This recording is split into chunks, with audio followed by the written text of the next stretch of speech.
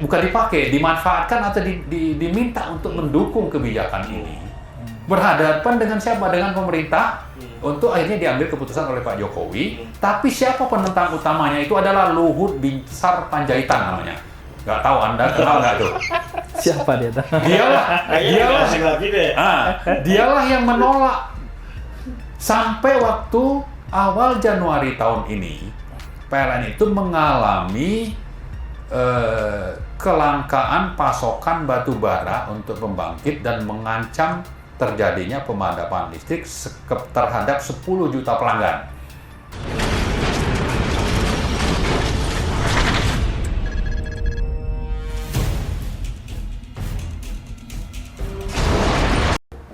Assalamualaikum warahmatullahi wabarakatuh. Assalamualaikum. Alhamdulillah pagi ini kita diberikan kesempatan oleh Allah Subhanahu wa taala untuk ikut memikirkan persoalan yang hadir di tengah-tengah kita, persoalan bangsa, persoalan negara. Bersama saya telah hadir Dr. Marwan Batubara. Saya mengenal beliau intens komunikasi online. Ya. Ini kali kesempatan bertatap muka dengan beliau. Kopi darat. Silaturahmi kali ketiga. Siap. Insya Allah ke depan juga akan intens bersama beliau. Ya. Senior kita yang cukup concern ke isu-isu persoalan energi, persoalan sumber daya alam, persoalan ekonomi, persoalan politik juga. Yang kedua adalah Dr. Erwin Permana. Nah, ini sohib ini sama pejuang juga. Ya. Kita bisa ngobrolin nanti berbagai hal yang sekiranya menjadi penting bagi kita, terutama menyangkut mengenai nasib masa depan bangsa, masa depan umat ini, masa depan rakyat yang menjadi bagian tanggung jawab kita sebagai seorang muslim kalau kita bicara berdasarkan atas keyakinan. Saya mungkin awal ingin ngobrol dulu dengan Bang Dr. Marwan Batubara. Bang, menurut pandangan Abang kira-kira apa ini yang krusial penting untuk kita pahami dan kita sikapi terkait dengan berbagai persoalan yang sekarang ini hadir di tengah-tengah kita, Bang? Silakan, Bang. Ya, terima kasih Mas Slamet. Assalamualaikum warahmatullahi wabarakatuh. Waalaikumsalam warahmatullahi wabarakatuh. Alhamdulillah Rabbil Alamin. Allahumma sholli ala Sayyidina Muhammad. Ya, jadi isu negara ini kan memang sangat kompleks, banyak ya. Antara lain ada isu energi, ada isu utang, ada isu kemiskinan, ada isu bermasalahnya pemerintahan, ya,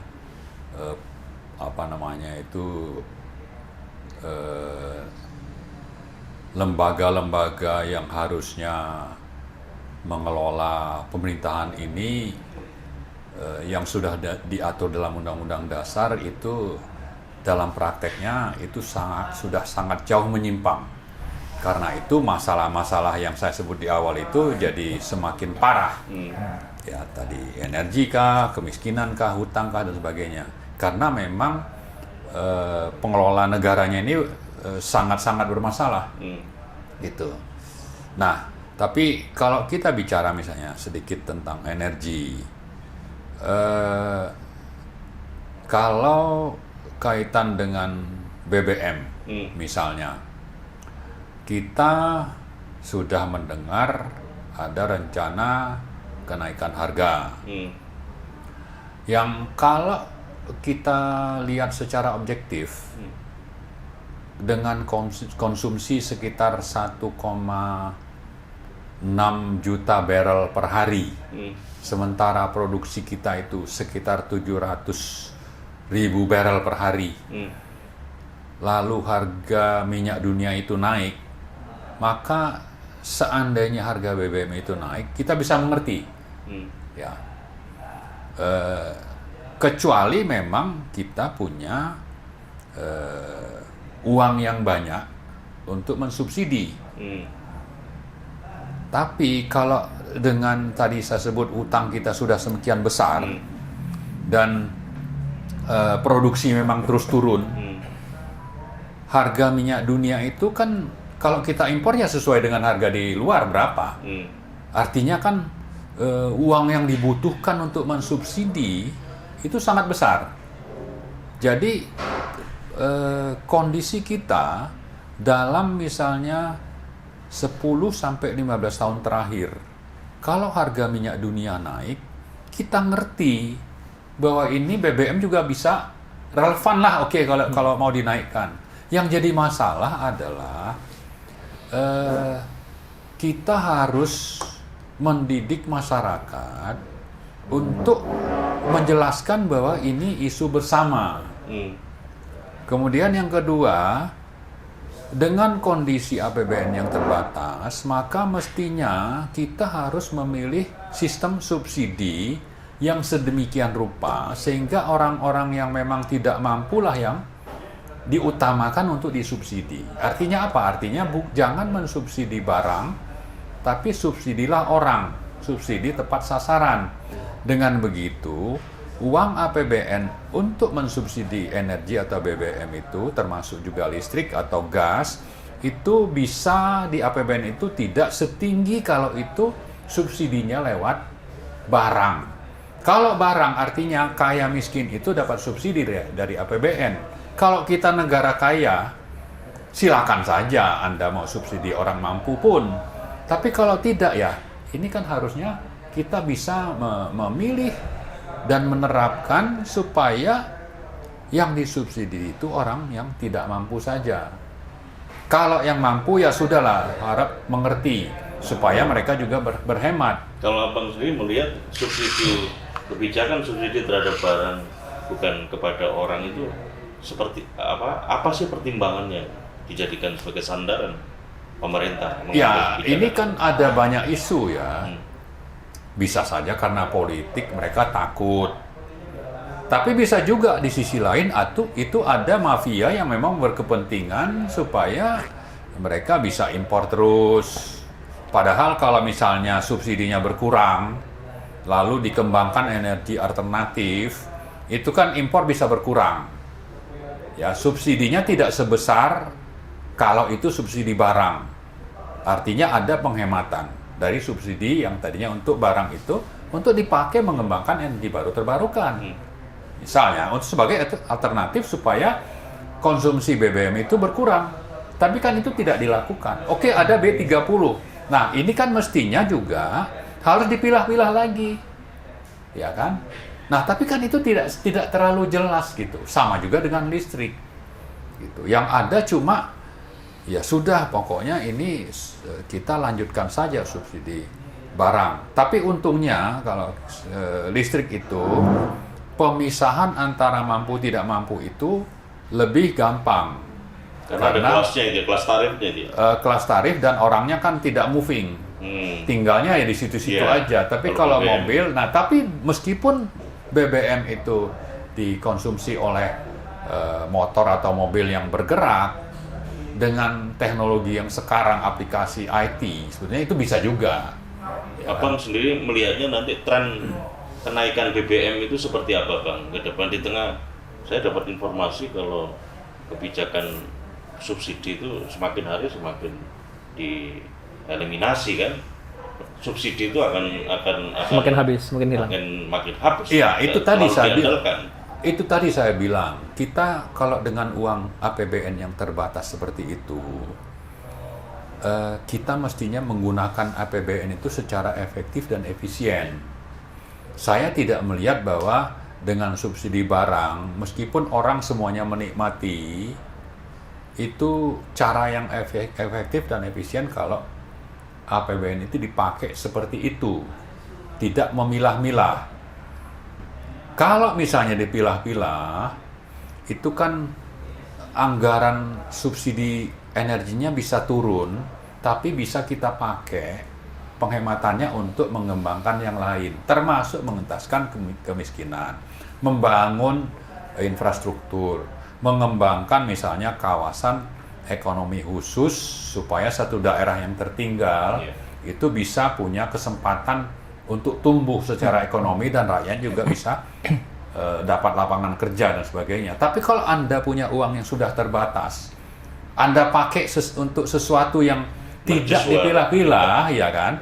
orang skala kaya prioritas. iya tidak prioritas ya seperti ini terus. Dan sebetulnya saya suka ulang-ulang ini bahwa waktu Jokowi JK kampanye untuk Pilpres 2014 mereka mengkritik Pak SBY selama 5 tahun terakhir 2009 sampai 2014 menghabiskan subsidi energi lebih dari 200 triliun setiap tahun, antara 200 sampai 300 triliun untuk subsidi yang tidak tepat sasaran tadi. Dan ini menurut kajian Bank Dunia tidak tepat sasaran itu sekitar 60 sampai 70%. Ya. Saya ingatkan lagi tadi bahwa kita ini bukan negara kaya. Kita ini bukan penghasil BBM yang sifatnya itu mandiri. Yang kita impor lebih banyak. Karena itu kita harus berhemat dan subsidi kita harus tepat sasaran. Nah, kembali tadi mereka mengkritik. Kenapa sampai dikritik? Karena kan menghabiskan 300 triliun 1 tahun untuk subsidi, tapi di situ orang kayanya justru dapat kenikmatan lebih banyak. Atau dengan kata lain tidak tepat sasaran. Tidak tepat sasaran. Nah, memang waktu itu harga rata-rata BBM selama 5 tahun, minyak dunia selama 5 tahun Pak SBY untuk periode kedua, trennya rata-ratanya $92. Pak Jokowi itu sudah ditolong periode pertama, dia bikin aturan harga BBM naik, tapi 3 bulan kemudian itu harga minyak dunia itu anjlok, sehingga banyak sekali sebetulnya uang APBN itu yang bisa dihemat malah dan itu bisa dipakai untuk yang lain kan. Tapi kan ini nggak jelas nih. Harusnya kan juga sebagian itu untuk mengembangkan energi, itu tidak dilakukan. Tapi kembali tadi soal Pak SBY, itu yang ngeritik itu ya dari PDIP terutama. Gimana nih uang dibakar untuk sesuatu yang tidak efektif dan membantu orang kaya. Kita setuju, tapi sekarang coba dia tidak melakukan perbaikan untuk itu gitu. Harusnya kan dia terapkan dong sistem subsidi tepat sasaran sambil juga menjelaskan kepada publik. Kita ini tidak bisa memenuhi kebutuhan dalam negeri sendiri. Kita lebih banyak impor. Kita orang miskin, maka subsidinya harus dipilah-pilah. Ya kan? Kalau perlu orang kaya itu dipajekin misalnya. Tapi karena memang kelihatannya tidak ada niat untuk melakukan perbaikan itu ya sudah seperti itulah jadinya. Oke, kita satu-satu yang. Ya. Jadi ini kelihatannya poinnya kita punya problem 2 faktor sekaligus, ini produksi sekaligus juga distribusi. Terutama Abang tadi kasih sorotan terkait dengan keberadaan kondisi kita sekarang yang nggak ada duitnya, sementara kebijakan subsidinya tidak tepat sasaran. Dr. Erwin tidak tepat sasaran, apalagi menggunakan model skema subsidi terhadap barang, bukan subsidi terhadap orang.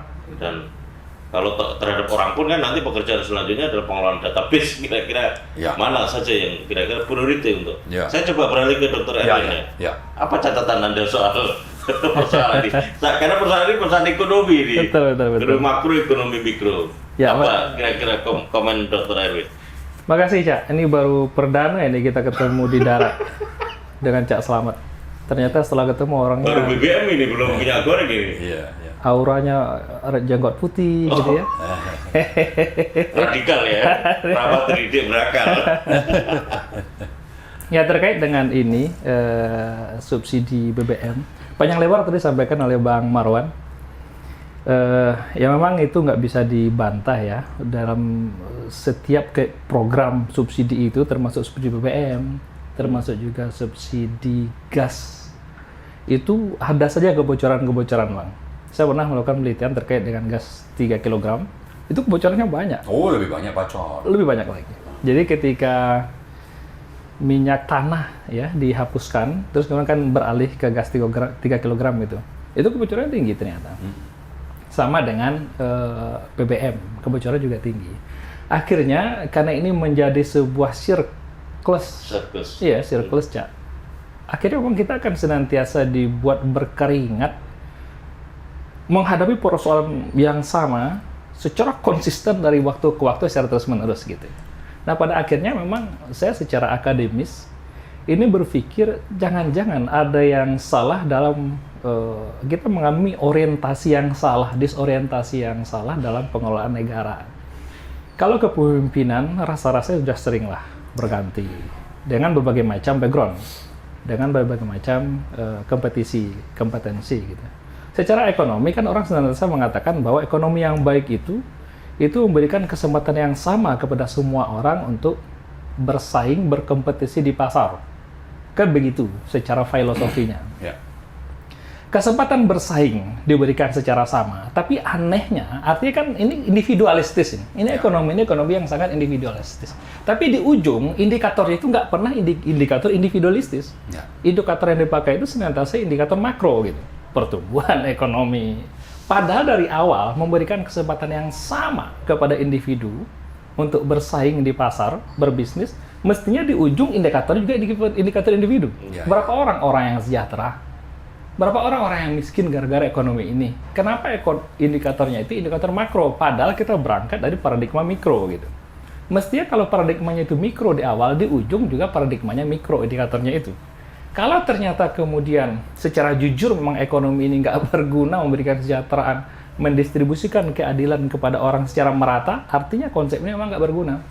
Kenapa kemudian ada kemunafikan di situ? Ketika di awal dikatakan, ayo kita bebas berekonomi gitu, Cak. Tapi kemudian munafik di ujung. Ukurannya itu ukuran makro gitu. Pertumbuhan ekonomi itu siapa pertumbuhan ekonomi? Ada barusan saya membaca meme ini, Bang.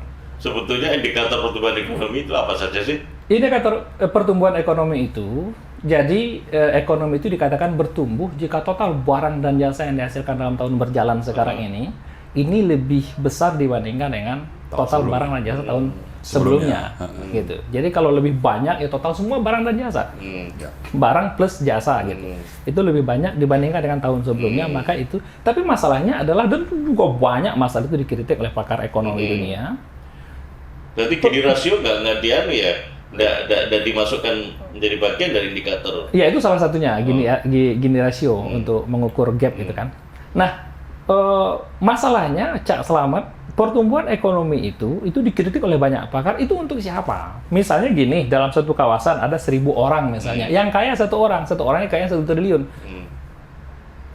Terus 999 orang yang lain kere semua. Kalau di total semua kekayaan dibagi jumlah orang, seakan-akan di kawasan itu orang sejahtera semua. Rate ya, income rate. Jadi income rate jadinya. Padahal kekayaan itu dikapitalisasi oleh satu orang. Ini yang terjadi dengan Indonesia ini banyak lebar dikatakan oleh Bang Marwan berkaitan dengan pengelolaan BBM dikuasai oleh kartel-kartel, dikuasai oleh oligarki berkaitan dengan pengelolaan misalnya minyak bahan bakar, terus kemudian minyak goreng misalnya dikuasai oleh orang-orang tertentu saja gitu.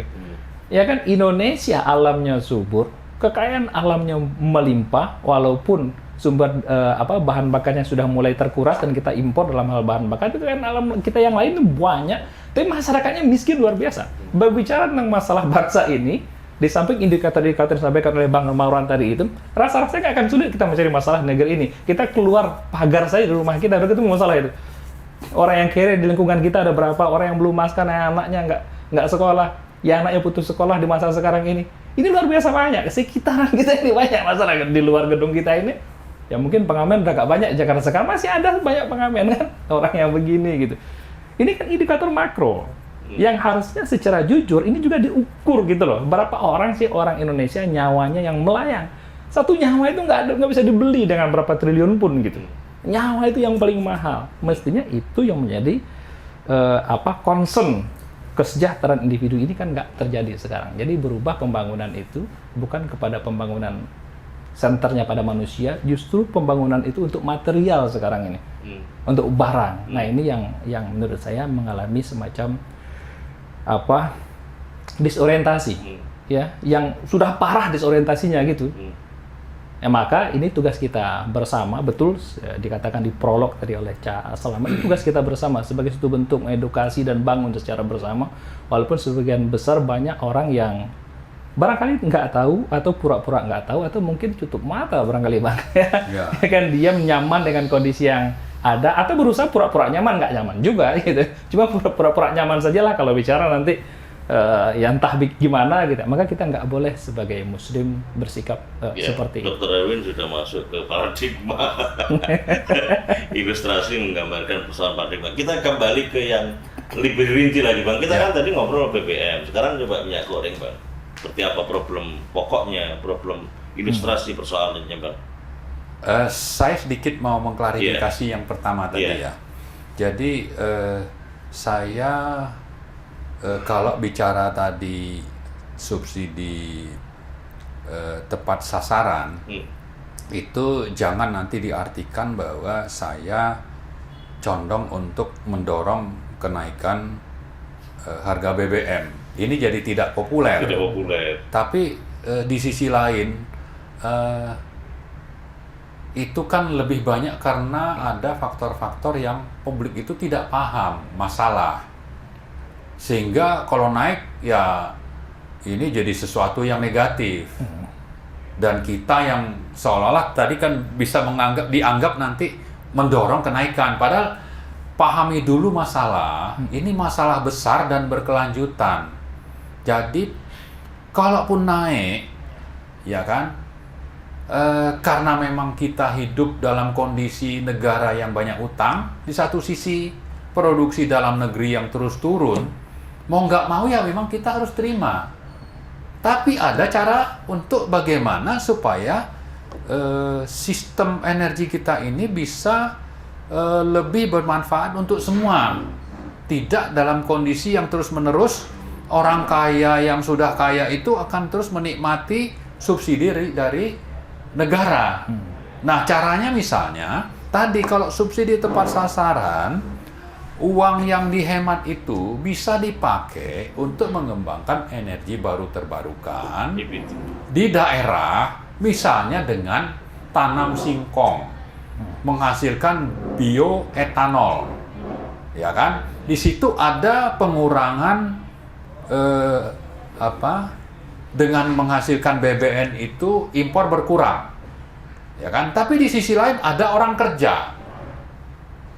Ini kan justru lebih bermanfaat saya kira dibanding kita terus memaksakan tidak perlu harga BBM naik, tapi negara itu punya hutang semakin tinggi, lalu lapangan kerja tidak tercipta, lalu Gini ratio terus naik.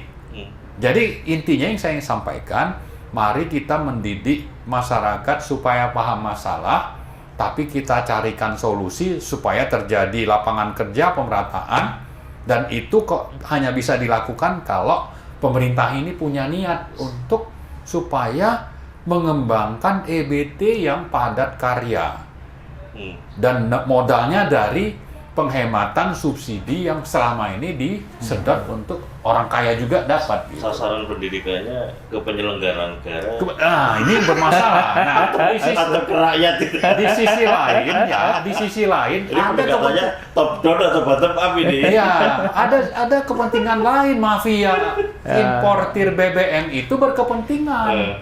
Orang terus dididik untuk tidak paham, disengaja supaya tidak paham, sehingga EBT tidak berkembang, mereka impor BBM-nya semakin tinggi atau minyak mentahnya semakin tinggi. Tapi secara faktor sebetulnya rakyat itu dengan kenaikan itu sudah beban. Sudah biasa. Beban. Tapi kan itu yang tadi saya sebutkan. Ini masalahnya apa? Harus dipahamkan dulu masalah. Simptomnya itu apa? Supaya dengan begitu, ngerti. Tapi negara juga harus benar. Sasaran pendidikannya prioritas penyelenggara negara. Iya, jangan misalnya ini kalau kita lihat di listrik, mereka kampanye untuk kita menggunakan EBT, energi baru terbarukan, untuk mitigasi perubahan iklim. Ini menjadi tren dunia. Ada komitmen negara Indonesia misalnya di COP Paris.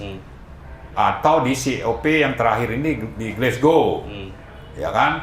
Supaya kita dengan begitu buru-burulah membangun pembangkit listrik yang bersih. Nah, tapi dalam prakteknya misalnya pemerintah itu di 2014 atau anggaplah 2015 sudah menerbitkan kebijakan energi nasional di mana di situ disebutkan pentingnya membangun EBT di 2015. Tapi di tahun yang sama mereka masih membiarkan pembangunan PLTU. Ya kan? Program 35.000 megawatt, lebih dari 90% itu PLTU batu bara. Aturan sudah ada, kebijakan sebelum itu. Artinya ini kan ada kepentingan apa kalau pemerintah seperti itu? Karena di balik itu ada kepentingan oligarki untuk jualan listrik PLTU batu bara. Nah, jangan lupa proyek 35.000 megawatt itu sampai sekarang belum selesai. Tahun depan masih ada yang akan masuk on stream. Barulah 35.000 itu terbangun semuanya dan itu masih PLTU. Nah, kalau nanti rakyat dipaksa atau PLN, bukan rakyat, PLN dipaksa untuk bangun EBT, sementara cadangan atau pasokan pembangkitnya itu masih berlebihan. Istilahnya itu reserve marginnya, cadangannya itu melebihi dari yang seharusnya. Katakan butuh 70 gigawatt, ya kan? Tapi sudah dibangun 100 gigawatt. Nah, apakah 30 ini layak? Nah, sebetulnya secara teknis praktis di banyak negara yang namanya reserve margin itu atau cadangan itu sekitar 15-20%. Ya, kalau Anda butuh misalnya 60, bangun 70 masih oke, gigawatt. Tapi kalau Anda butuh 60, bangun 100, ini jadi berlebihan dan itu jadi beban PLN. Beban operasinya itu lalu diterjemahkan ke tarif listrik, kita juga yang bayar. Nah, masalahnya di Jawa saat ini, atau katakanlah awal tahun ini, PLN itu punya reserve margin di Jawa sekitar 60 atau 50%. Padahal harusnya 20%. Sudah berlebihan. Oversupply-nya tinggi ya, 60%? Ya, betul. Di Sumatera sekitar itu juga, di atas 40%. Padahal butuhnya 20% maksimum. Nah, habis itu maksain mau bangun EBT. Padahal ini baru selesai bangun PLTU. Usia pakainya masih lama. Jangan sampai nanti dipaksa dideterminasi atas nama mitigasi perubahan iklim, tapi itu jadi beban PLN dan beban rakyat. Karena itu, kita minta dalam 2-3 tahun ke depan, pemerintah itu jangan ngomong mau bangun EBT. Ini listrik sudah berlebihan. Kalau tetap maksa, itu artinya yang diutamakan kepentingan oligarki atas nama mitigasi perubahan iklim. Nanti ujungnya korbannya itu PLN dan kita membayar listrik lebih mahal. Itu sangat penting untuk kita pahamkan. Nah, satu lagi misalnya, kalau bicara energi bersih, dan untuk mengurangi penggunaan energi kotor atau mengimpor untuk bangun solar panel, solar cell, itu banyak potensi panas bumi yang belum eksploitasi. Banyak. Di Jawa pun masih banyak. Masih berlebihan. 2 yang paling banyak itu, misalnya di Jawa dan Sumatera. Dieng Patuha itu ada di sana itu. Yang kita masih bisa kembangkan untuk nambah. Tapi kenapa pemerintah tidak melakukan itu? Kenapa tidak memaksa supaya kalau membangun ya swasta itu ya bangunlah yang di panas bumi, bukan bangun PLTU, dan itu tidak dilakukan. Kenapa? Ada kepentingan oligarki. Oligarkinya siapa saja? Ada oligarki yang memang mau bangun pembangkit listrik, tapi ada oligarki yang menguasai tambang batu bara atas nama tambang pembangkit mulut tambang misalnya. Sehingga energi bersihnya tidak tercapai. Tapi yang lebih penting tadi, ada kelebihan pasokan, ada kelebihan cadangan, ada pemaksaan supaya ini terus dibangun, tapi ada juga salah satu faktor lain, yaitu namanya skema take or pay. Take or pay itu bangun satu pembangkit melebihi dari yang dibutuhkan PLN. Kelebihannya yang dibayar oleh PLN. Gitu. Nah, kalau kelebihan dibayar PLN, itu artinya Beban BPP rakyat. listrik jadi tinggi dan itu kita yang bayar. Bukan rakyat Gitu. lagi. Beban rakyat. Jadi kalau mau demo listrik naik, ini sangat pantas kita demo. Kenapa? Karena yang namanya bisnis pembangkit listrik swasta, independent power producer, saya sudah berkali-kali bilang ini bisnis yang tidak mengenal rugi. Mau ada COVID, ada bencana alam dan sebagainya yang menurut aturan bisnis itu kan kondisi kahar istilahnya ya. Mestinya itu kan ada pengecualian untuk perjanjian itu bisa tidak perlu harus diikuti. COVID itu kan mengurangi konsumsi listrik. Ini kan bencana alam. Bencana alam itu wajar kalau kontrak itu tidak perlu kita ikuti dan artinya PLN tidak perlu harus membayar skema take or pay itu. Tapi kan itu tidak dilakukan. Mau untung mau rugi, PLN atau rakyat, si oligarki ini tetap terima untung gitu loh. Ya kan? Ini harus kita lawan ini. Kalau mau naikkan tarif listrik, bersihin dulu itu skema take or pay. Itu harusnya kita suarakan. Iya. Itu kan bisa beralih ke BBM. Iya. Ya, kembali tadi ke BBM. Ini kan ada kaitan juga soalnya. Soal BBM itu akan berkurang konsumsinya kalau kita ngembangkan EBT tadi BBN. Dan BBN itu bukan cuma mengurangi konsumsi BBM, juga adalah mengurangi impor BBM atau crude oil, artinya mengurangi devisa, tapi juga menciptakan lapangan kerja. Untuk siapa? Siapa sih orang kaya yang mau kerja nanam singkong? Nggak ada kan? Pasti rakyat dapat lapangan kerja gitu. Ini yang harusnya kita terus dorong, tapi kembali ke awal saya kira rakyat harus dikasih pemahaman. Ini masalah bersama. Siapapun yang akan berkuasa, ganti siapapun itu. Kalau sekarang rakyat mengeluh-elukan Anies, BBM tetap kita butuh. BBM tetap kita impor, ya kan? Dan dia akan mengikuti fluktuasi harga minyak dunia. Sementara APBN kita itu sekarang setiap tahun pasti ngutang. Nah, sekarang dengan kondisi seperti itu kita harus mencari sistem kebijakan yang memang adil, tapi juga sifatnya itu berkelanjutan. Ya. Gitu. Mencari sistem kebijakan yang adil tapi sustainable. Kira-kira gitu. Coba ilustrasikan lagi Bang soal minyak goreng Bang. Sebelum Oke, yang tadi saya lupa. Tadi Mas Ahmad bilang soal BBM, padahal maksudnya tadi minyak goreng. Nah, minyak goreng ini isu utamanya adalah bagaimana negara itu hadir mengatur supaya yang dapat untung besar dari pemanfaatan sumber daya alam, tanah, lahan, negara, dan rakyat itu menghasilkan manfaat sebesar-besarnya bagi negara dan rakyat. Ya kan? Seperti misalnya di kasus batu bara. Kita produsen terbesar, eksportir terbesar. Bukan pemilik cadangan terbesar, tapi eksportir terbesar dunia. Kita memproduksi sekitar 600 juta ton per tahun.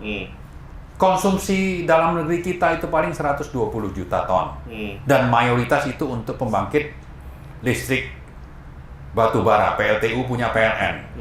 Nah, untuk itu negara bisa hadir dengan mengatur bahwa di samping ada DMO, Domestic Market Obligation, ada juga Domestic Price Obligation. Yes. Ya kan? Dan pemerintah di 2018, waktu menterinya masih Bu Rini, di Dirut PLN-nya masih Pak Sofyan Basir, dan dia menggalang dukungan kampus, LSM, pakar-pakar untuk mengkampanyekan supaya diberlakukan bukan saja DMO, tapi DPO. Pricing-nya itu supaya dibatasi. Mau berapapun kenaikan di luar negeri, ini harus PLN ini dapat harga khusus. Dan itu berhasil. yaitu $70.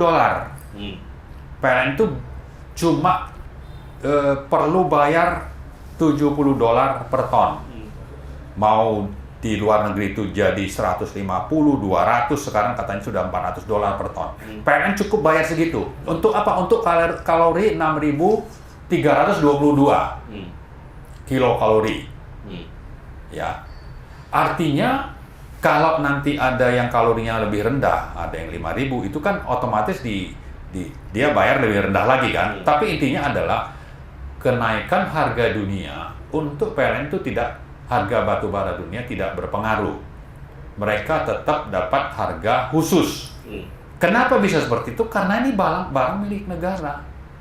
Harus untuk rakyat lah yang utama. Dan itu kaya miskin menikmati. Ya kan? Nah, mestinya sistem DMO dan DPO untuk batu bara ini juga diterapkan di CPO. Dan itu sudah pernah dalam satu kebijakan Menteri Perdagangan, tapi belakangan dihapus. Kembalikan lagi ke harga pasar. Tapi katanya untuk minyak goreng rakyat itu dimaksimumkan sekian. Dalam praktek itu tidak jalan. Tapi saya cenderung pakailah skema yang dilakukan di sektor batubara itu, sehingga semuanya menikmati. Karena ini barang punya negara, punya rakyat. Meskipun itu idealnya kan begitu. Ya. Tapi seberapa sebetulnya dugaan publik mengenai permainan oligarki di balik langka dan mahalnya? Kenapa memang ini tidak bisa dijalankan? Karena pemerintah itu tidak berdaya untuk menerapkan skema yang ada di batubara. Di batubara sekalipun itu kenapa Pak Sofyan Basir menggalang dukungan dari kampus? Rektor-rektor itu ada 7 atau 8 terkemuka di Jawa. Mulai dari UI, ITB, IPB, UGM, UNER, Undip, sama ITS. Seingat saya itu. Mungkin Bali ada ya, lupa. Tapi ini dimanfaatkan atau diminta untuk mendukung kebijakan ini. Berhadapan dengan siapa? Dengan pemerintah. Untuk akhirnya diambil keputusan oleh Pak Jokowi. Tapi siapa penentang utamanya? Itu adalah Luhut Binsar Panjaitan namanya. Nggak tahu Anda kenal nggak tuh? Siapa dia? Dialah yang menolak. Sampai waktu awal Januari tahun ini, PLN itu mengalami kelangkaan pasokan batu bara untuk pembangkit dan mengancam terjadinya pemadaman listrik terhadap 10 juta pelanggan. PLN buka itu ke publik. Kalau tidak ada nih supply, maka ini akan mati nih, 10 juta pelanggan akan tidak dapat aliran listrik. Kenapa sampai itu terjadi? Karena harga batu bara waktu itu sedang tinggi. Si produsen ini, kontraktor-kontraktor tambang batu bara ini tidak mikirin untuk kepentingan rakyat atau konsumen PLN. Mereka mengutamakan ekspor. Sehingga terjadilah kelangkaan, kekurangan pasokan untuk PLN. Lebih untung kalau diekspor. Ekspor, harga tinggi. Karena tadi kan ada DPO, $70.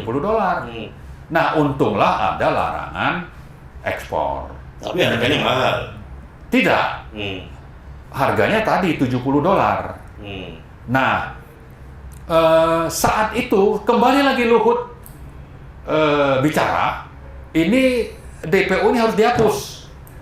Gitu. Nah, saya sempat nulis itu dan saya kutip statement Luhut. Saya nulis 3 kali soal kelangkaan batu bara ini. Tapi intinya adalah bahwa kalau negara hadir dan pro rakyat, pro negara, untuk kasus sawit ini bisa diterapkan. Tapi kenapa waktu batu bara bisa, waktu sawit tidak bisa? Ternyata pemerintahnya sudah berkolaborasi dengan pengusahanya. Misalnya disebut-sebut Wilmar. Wilmar itu bukan cuma dia bekerja di hulu, juga di hilir. Lalu di hilir dia juga dapat kesempatan untuk menjual CPO bagi kepentingan program B30, di mana harganya itu mengikuti harga CPO dunia, bukan DPO. Harusnya kan dipakainya DPO, itu tidak.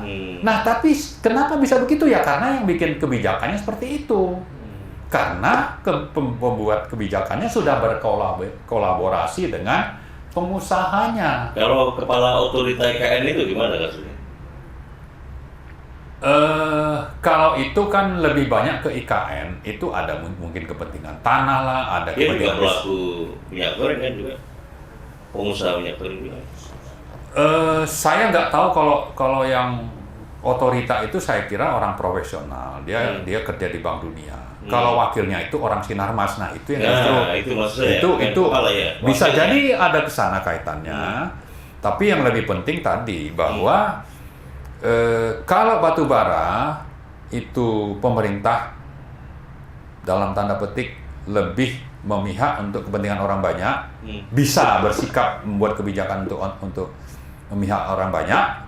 Tapi untuk minyak goreng, karena mereka dapat manfaat di situ si penguasa ini, maka kebijakannya jadi menyengsarakan. Jadi kalau kita bicara berkah, bahwa dalam 3 tahun terakhir harga CPO dunia naik dari merangkak tuh, pelan terus naik dari harga $500 per ton, naik sampai pernah $1.500 per ton, sekarang di 1.300. Tapi tetap sudah tinggi ini, ya. Artinya itu ada windfall, ada rezeki nomplok, dan itu dinikmati siapa? Dinikmati oleh negara juga lewat kenaikan pajak progresif. Tapi mestinya ini kan dikembalikan lagi ke rakyat. Dan kalau bisa itu diaturlah untuk dalam negeri, dibuat saja harga khusus. Kalau ada penyelewengan banyak ini, kemana aparat negara? Kan punya instrumen juga untuk mencegah terjadinya pelanggaran dan ada penegakan sanksi yang tegas. Kemudian ada juga Bulog. Kenapa tidak memfungsikan Bulog? Dengan adanya Bulog misalnya, semuanya itu dijual ke Bulog. Bulog lah yang mengoperasikan misalnya pabrik-pabrik minyak goreng. Tapi kan ini oleh oligarki sengaja Bulog ini dibunuh. Karena Bulog selama Pak Harto itu kan cukup berperan untuk urusan gula, minyak goreng, atau apapun yang namanya sembako itu kan. Nah, ini dihapus supaya oligarki bisa berbisnis apa saja, sampai ke garam ya impor, daging, apa sajalah. Yang harusnya Bulog itu yang difungsikan supaya negara ini hadir untuk memprotek kepentingan orang banyak dan kepentingan negara. Ya, jadi saya mau kembali ulang, berkah harga yang naik begitu besar, yang mestinya kalau bicara penyelenggara negara itu mensejahterakan rakyat, yang ada adalah menyengsarakan rakyat. Jadi berkah, mensengsarakan, ya kan? Berkah bukan menjadi kenikmatan bagi seluruh rakyat, tapi justru membuat mayoritas rakyat itu, mau kaya mau miskin pun itu merasakan dampak negatifnya. Dan itu problemnya adalah problem seperti apa sebetulnya sistem kebijakan kita. Kebijakan yang sifatnya pro oligarki. Jangan kita sembunyi-sembunyi lagi bahwa ini kita takut nanti ditangkap. Enggak, faktanya seperti itu. Rakyat harus paham. Mereka yang berkuasa ini kerjasama dengan pengusaha untuk mendapatkan rente sekaligus mempertahankan kekuasaan. Penguasa dan penguasa yang pengusaha. Betul. Pengusaha Dan yang penguasa. Penguasa itu berkepentingan bikin aturan untuk memprotek kepentingan pengusaha. Dan agar bisa ini kebijakan atau peraturannya itu sesuai dengan selera oligarki dan pengusaha, maka siapapun yang terlibat dalam pembentukan peraturan itu, DPR kah, partai kah, itu juga sudah dipengaruhi dengan uang rente yang begitu besar tadi. Dari gitu. Saya coba beralih ke Dr. Erwin, Bang. Ya. Silakan. Memang ini kelihatannya Abang tadi sampaikan bahwa problemnya di sistem kebijakan. Karena ini bukan hanya sekedar persoalan-persoalan yang parsial sifatnya, tapi melibatkan banyak faktor, banyak bidang kan gitu. Termasuk juga seperti apa sebetulnya kebijakan dalam bentuk lawmaking proses di tingkat perundang-undangan juga dimainkan. Kayak kita kita mengenal nomenklatur korupsi politik misalnya ya. Ya. Korupsi yang dihasilkan dari proses intervensi pembuatan undang-undang yang menjadi bantalan penting legitimasi legislasi untuk melakukan ya kepentingan yang lebih pro kepada oligarki daripada kepentingan rakyat. Pertanyaan krusialnya begini, bisakah sistem kebijakan yang adil dan sustainable itu di tengah kondisi existing sekarang ini? Dan seperti apa sih sebetulnya paradigmanya begitu, Dr. Erwin? Terima kasih, Cak. Ini mendengarkan pemaparan Bang Marwan kita geleng-geleng kepala. Begitu jelas ya Bang Marwan itu mengilustrasikan kondisi sebenarnya, dan kita jadi memahaminya secara holistik, tidak parsial. Betul. Dan ini menurut saya sangat menarik sebagai satu bahan yang nanti akan kita dokumentasikan dalam bentuk aksi, dalam bentuk audiensi, dan dalam bentuk edukasi ke masyarakat. Sehingga Abang harus bertanggung jawab untuk mendokumentasinya dalam bentuk tulisan yang bisa ditangkap oleh publik manapun, semua lapisan. Silakan Dr. Erwin. Saya coba sedikit lagi mengulas penjelasan Bang Marwan yang luar biasa ya saya kira ya. Ada satu ilustrasi, Cak. Ilustrasi yang dibuat oleh pekerja industri di Rusia udah agak lama, tahun 1919 lebih kurang, tentang piramida kapitalis. Dalam ilustrasi itu dalam piramida itu yang ada pada level tertinggi piramida itu adalah kapital. Kekuasaan ada pada level kedua. Di bawahnya ada kaum intelektual, agamawan yang bisa dibeli oleh kekuasaan. Di bawahnya itu lagi ada aparat penegak hukum. Di mana masyarakat? Ada pada level paling bawah.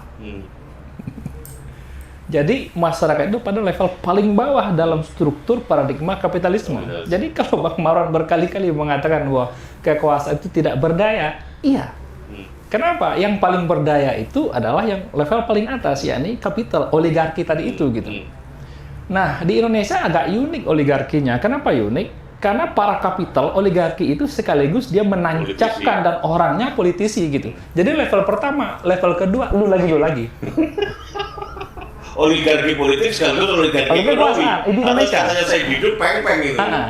Beda dengan oligarki yang ada di Amerika lah, di mana penguasa kapitalnya itu betul-betul mereka orang yang berada di balik layar. Mereka nggak tamang dia pengusaha gitu. Tapi Joe Biden, Obama, ya kan, dan sebagian besar orang nomor 1 di Amerika itu orang yang pure membangun karir politik. Dia bukan penguasa sebagian besar gitu. Di Indonesia enggak. Justru dengan kekuasaan orang menjadi pengusaha dan sebaliknya, dengan pengusaha dia kemudian ketika punya aset dia menjadi politisi. Jadi level pertama, level kedua dikuasai semua oleh dia, nggak ada ruang untuk masyarakat pada akhirnya gitu. Jadi negara ini negara apa? Negara penguasa, negara pengusaha.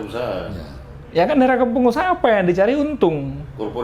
Corporate state. Untung, bukan pengabdian pada masyarakat. Itu jauh kita bicara berkaitan dengan pengabdian, berkaitan dengan bagaimana memberdayakan masyarakat. Kita berharap keadilan. Pada situasi politik yang seperti ini, di ruang mana keadilan itu kita temukan? Ada banyak logo, ya kan, mengayomi, melindungi masyarakat. Cari keadilan di sana, ada tidak? Atau bahkan mungkin kita mencari keadilan di peradilan itu sendiri, ada nggak keadilan di situ? Ke gedung DPR, ke Mahkamah Konstitusi, berbagai macam ruang yang sengaja disediakan oleh oligarki mencari keadilan di situ. Justru keadilan nggak pernah kita temukan di situ. Keadilan itu motonya kamu menyelesaikan masalah dengan tanpa masalah. Ya, justru banyak masalah gitu. Ya kan, akhirnya memang tidak pernah kita temukan keadilan di ruang-ruang seperti itu. Pada akhirnya memang ketika sudah semakin menguat ini oligarki ini, perubahan mau tidak mau dimulai dari bawah. Sebab ibarat sebuah bangunan yang tersusun itu, kalau bawahnya ini berubah, yang di atas pasti akan jatuh gitu. Pada akhirnya memang perubahan paradigma itu dimulai dari masyarakat yang paling dasar, yang digencet, yang merasakan ketidakadilan saban hari ini kita bangun kesadaran mereka, kita naikkan level intelektual mereka, IQ mereka gitu, untuk bersama-sama kita sadar membangun kehidupan yang lebih baik. Kehidupan macam apa? Kan begitu yang harus menjadi dialog kita berikutnya gitu. Tentunya kehidupan berikutnya adalah kehidupan yang dibangun tidak berdasarkan sistem yang lama lagi. Karena sistem yang lama panjang lebar dijelaskan oleh Bang Marwan, membuat kita ini ding sater lah pokoknya. Ya kan? Membuat kita wes. Gelap. Siapapun pemimpinnya. Ya. Gelap gulita. Kita kan mau dari gelap gulita ini muncul terang, jangan dari gelap ke gelap lagi. Dari satu terowongan ke terowongan lagi, dari satu gorong-gorong ke gorong-gorong lagi gitu. Kapok kita ditipu oleh gorong-gorong. Nah, kita maunya dari kegelapan ini kita ke terang benderang. Minaz zulumati ilan nur. Minaz zulumati ilan nur gitu. Maka sejarah telah membuktikan bahwa dari mana siapa yang telah bisa membuktikan pertama kali adalah Rasul SAW, nggak ada lagi yang lain. Sistemnya apa? Rasul memang sudah tidak ada. Karena Rasul manusia biasa, ada masa hidupnya gitu.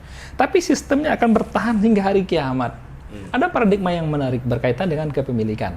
Misalnya berkaitan dengan kepemilikan minyak bumi gitu. Dalam paradigma selain dari Islam itu memandang bahwa minyak bumi itu diperdagangkan. Dalam Islam memperdagangkan minyak bumi itu sebuah kemaksiatan. Luar biasa enggak itu? Artinya minyak bumi itu tuh milik kita semuanya. Nggak boleh ada harga di situ gitu. Kalau paradigma awalnya sudah begitu, paradigmanya bahwa minyak bumi itu adalah punya kita. Punya kita ini, kita yang punya, kita punya ini habis kita beli, kita minum saja kan. Maka tentunya tidak akan muncul masalah-masalah sedemikian rupa seperti hari ini. Ya kan? Tapi karena minyak bumi itu sesuatu yang diperdagangkan, orang akhirnya berebut untuk memperdagangkan itu. Karena itu aset yang ada di bumi, kemudian dieksploitasi, mereka bisa untung besar dari situ. Yang disebut oleh Bang Marwan tadi itu bisnis yang nggak ada ruginya gitu, untung aja terus. Yang penting dan apapun. Yang penting modal regulasi aja. Ya kan? Tinggal kemudian ya tahu sama tahu lah dengan yang mengeluarkan regulasi gitu, mereka bisa untung. Ya kan, selama-lamanya gitu. Kenapa? Paradigmanya adalah itu sesuatu yang diperdagangkan. Maka paradigma ini harus kita ganti. Bahwa paradigma yang betul itu adalah berkaitan dengan kepemilikan. Kalau itu adalah kepemilikan umum, diantaranya disebut oleh Nabi itu al-muslimun syuraka'u fi salasin. Alma, walkala, wanar, ya, air, kemudian padang rumput, dan juga energi. Energi diantaranya meliputi batu bara, gas, termasuk juga minyak bumi di situ gitu. Ini semuanya adalah milik umat gitu. Tugas negara apa? Tugas negara adalah mengelola dengan regulasi. Jadi negara ini petugas umat untuk menjalankan hukum yang telah secara lengkap diwariskan oleh Nabi. Begitu mestinya paradigmanya gitu. Bukan kemudian mereka ini petugas oligarki untuk menjalankan pesan-pesan oligarki. Ya kan? Sehingga kita digencet semuanya, enggak. Tapi negara ini petugas yang diamanahkan oleh masyarakat untuk menjalankan hukum yang telah Allah turunkan di permukaan bumi untuk mengurus bumi dan juga alam yang telah Allah bentangkan ini untuk menciptakan kesejahteraan bagi semuanya. Kalau begini kita hidup luar biasa, Cak. Ya kan? Nggak akan ada yang namanya kita di negeri penghasil CPO terbesar dunia, lebih dari 50% CPO dunia berasal dari kita. Kita bisa mahal, gimana ceritanya itu? Ya karena paradigma kapitalis tadi itu, paradigma modal. Ya orang berusaha berlomba-lomba untuk mencari, mengumpulkan lagi. Sampai kapan? Nggak tahu sampai kapan. Sampai tanah kuning itu menyumpal mulutnya. Kalau nggak masih terus aja berlomba seperti itu. Ya kan, nggak ada hentinya itu. Jadi ini persoalannya memang persoalan paradigma. Kita cukupkan Bang pembahasan kita ini. Siap. Untuk kita save dan kita coba nanti diskusikan, karena bersama Abang ini saya harapannya juga bisa long term bagian-bagiannya. Tapi saya ingin Abang rekomendasikan apa yang penting dan saya kira yang strategis setidaknya untuk dua isu itu, BBM dan minyak goreng. Saya berharap sebetulnya bagi cerdik pandai orang-orang di kampus itu mau bersikap objektif dan berani menyuarakan kepentingan orang banyak dalam kondisi keuangan negara yang sangat morat-marit, kemudian produksi minyak bumi dan gas bumi yang terus turun, ya kan, lalu pengembangan EBT yang terhambat, maka solusi komprehensif berkelanjutan itu diperlukan. Karena itulah perlu ada yang saya sering sebutkan itu konsensus nasional, yang ini kaitannya juga dengan sistem pricing untuk BBM dan gas, termasuk LPG 3 kilo. Itu satu paket sebetulnya, dan mestinya ini menjadi kesepakatan nasional, karena ini tidak ada urusan dengan siapa yang berkuasa. Ini akan hadir siapapun yang jadi presiden. Sebagai sebuah keniscayaan. Karena itu mari kita ada konsensus nasional, dan itu salah satu yang akan cukup berpengaruh saya kira adalah orang-orang cerdik pandai, terutama kampus-kampus. Maka kampus-kampus itu jangan menjadi kampus-kampus yang rektornya jadi bebek-bebek penguasa dan oligarki gitu. Mari bersuara untuk kepentingan orang banyak. Saatnya berani suara. Nah, soal minyak goreng juga sama. Mari bikin kebijakan yang konsisten dengan konstitusi. Misalnya ini barang milik negara menurut pasal 33, maka manfaatnya itu harus dirasakan untuk sebesar-besar kemakmuran rakyat. Rakyat di sini terutama yang miskin, tapi termasuk yang mampu. Ya, karena itu negara harus mengutamakan, misalnya BUMN berperan, koperasi berperan, kemudian bulog difungsikan, kemudian oligarki yang berbisnis itu dihentikan. Jangan manfaatkan windfall profit dari naiknya harga CPO dunia ini untuk kepentingan mempertahankan kekuasaan Di tengah penderitaan di rakyat. tengah, dan rezeki nomplok ini sebetulnya harus dinikmati rakyat, bukan menjadi sumber kesengsaraan rakyat, dan itu faktanya sudah terjadi.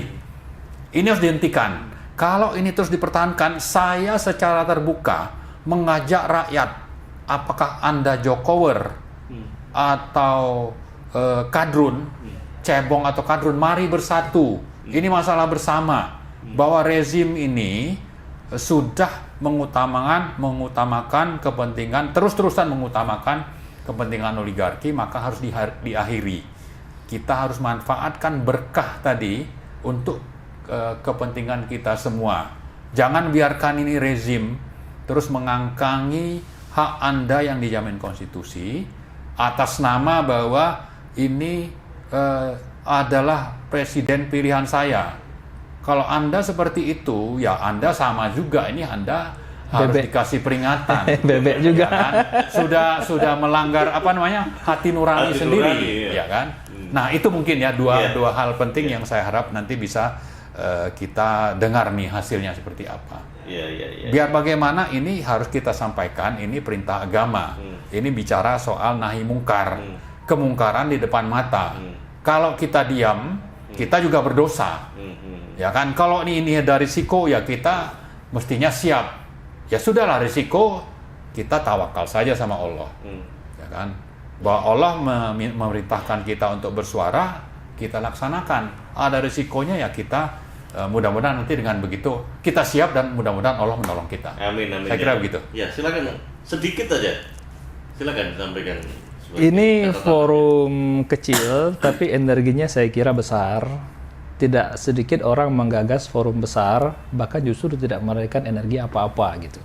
Jadi diskusi kita hari ini bernas luar biasa. Ini perlu dilanjutkan, bahkan mungkin perlu diklon, diperbanyak di tempat-tempat yang lain, sehingga kemudian energi kebangkitan itu semakin membesar ke depan, sehingga kezoliman yang hari ini mengangkangi kita semuanya ini segera berakhir. Ya. Gitu, Cak. Ya. Terima kasih Dr. Marwan Batubara, Dr. Erwin Permana yang sudah membarengi kita untuk mencerahkan kepada umat. Lil haqqa walau kana murran. Katakanlah yang benar itu pahit. Afdalul jihad inda Sultan Zair utamanya jihad itu adalah menyampaikan kebenaran kepada pemimpin yang zalim. Ya. Nah, ini luar biasa sekali diberikan oleh Allah Subhanahu wa taala. Saya memiliki sahabat Dr. Marwan Batubara. Kenal di online tapi sudah kayak kenal lama sekali. Betul. Itu yang saya rasakan di Jakarta, Ya, itu luar biasa. Ya. Billahi taufiq wal hidayah. Wassalamualaikum warahmatullahi wabarakatuh. Waalaikumsalam warahmatullahi wabarakatuh. warahmatullahi wabarakatuh.